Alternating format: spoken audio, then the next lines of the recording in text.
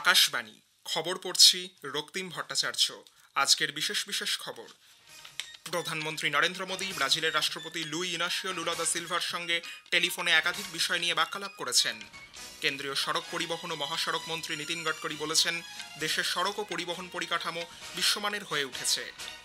রাশিয়ার president Vladimir Putin খুব শীঘ্রই ভারত সফর করবেন বলে দেশের জাতীয় নিরাপত্তা উপদেষ্টা অজিত ডোভাল জানিয়েছেন। ভোটার তালিকায় কারচুপি নিয়ে লোকসভার বিরোধী দলনেতা রাহুল গান্ধীর দাবি নির্বাচন কমিশন খারিজ করে দিয়েছে।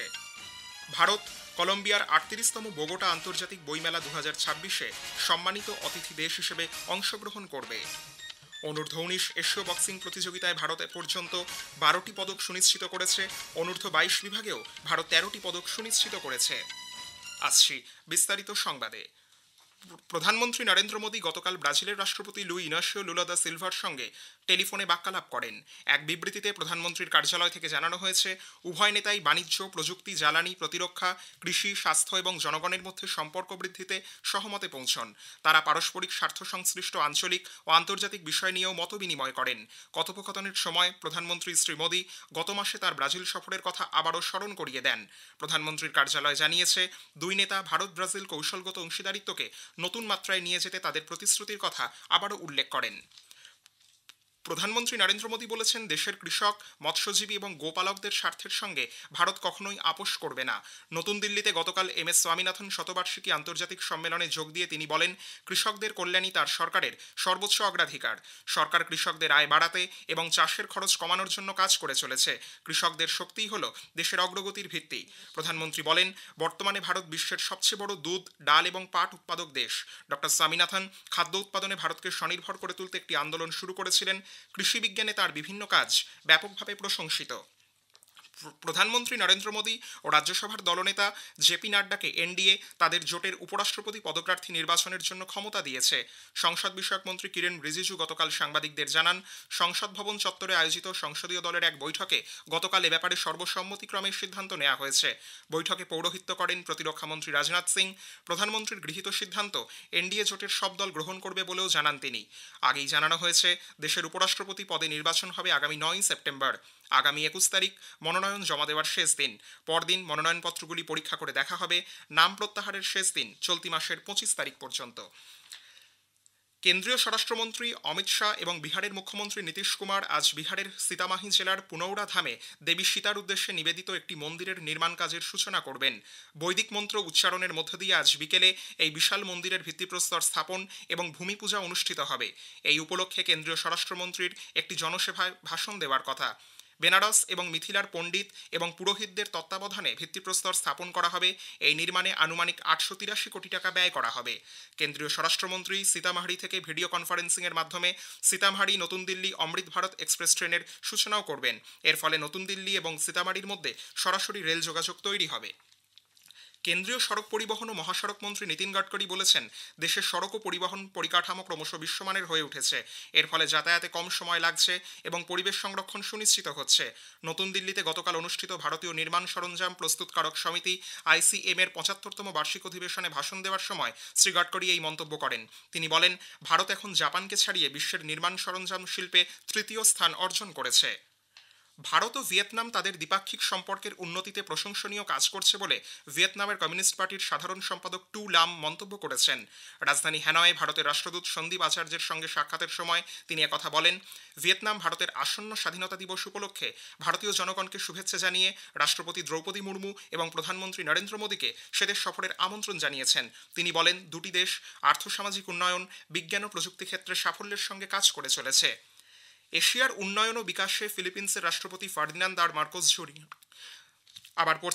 এশিয়ার উন্নয়ন ও বিকাশে ফিলিপিন্সের রাষ্ট্রপতি ফার্দিনান্দ আর মার্কোস জুনিয়র ভারতের সঙ্গে বৃহত্তর ক্ষেত্রে অংশীদারিত্ব গড়ে তুলতে আগ্রহ প্রকাশ করেছেন।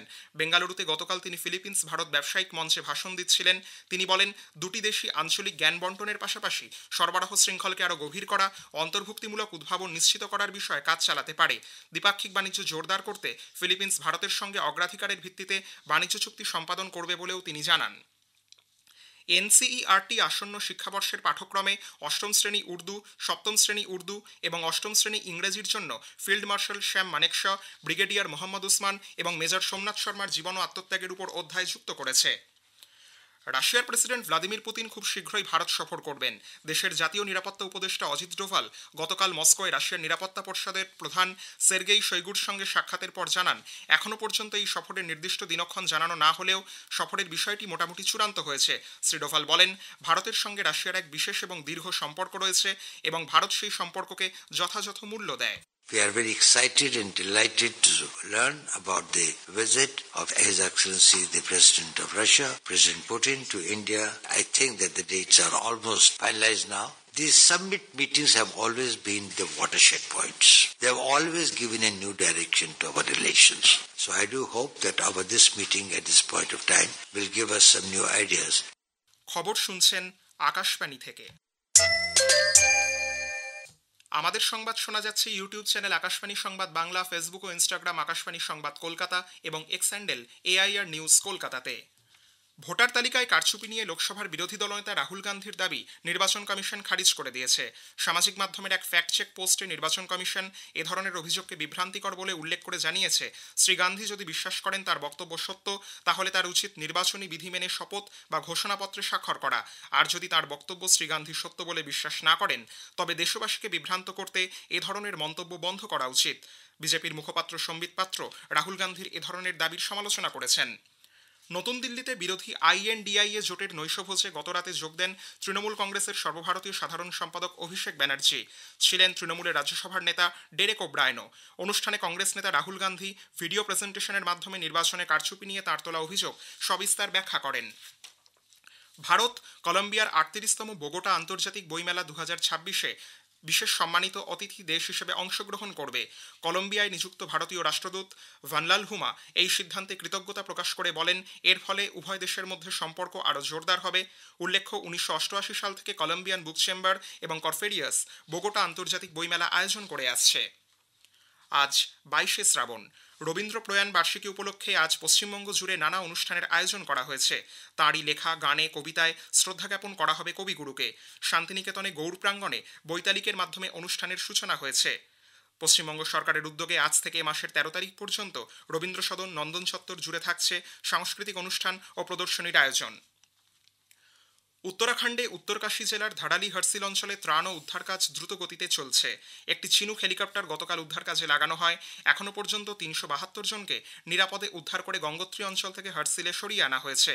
সেনাবাহিনী, বিমান বাহিনী, ITBP, NDRF, SDRF এবং পুলিশ প্রশাসনের যৌথভাবে যুদ্ধকালীন তৎপরতায় দুর্গত কবলিত এলাকায় ত্রাণ কার্য পরিচালনা হচ্ছে।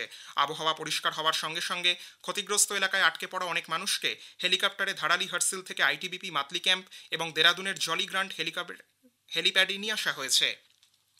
আবহাওয়া দপ্তর আজ উত্তরাখণ্ড, হিমাচল প্রদেশ, উত্তরপ্রদেশ, ঝাড়খণ্ড ও পশ্চিমবঙ্গে ভারী বৃষ্টির পূর্বাভাস দিয়েছে।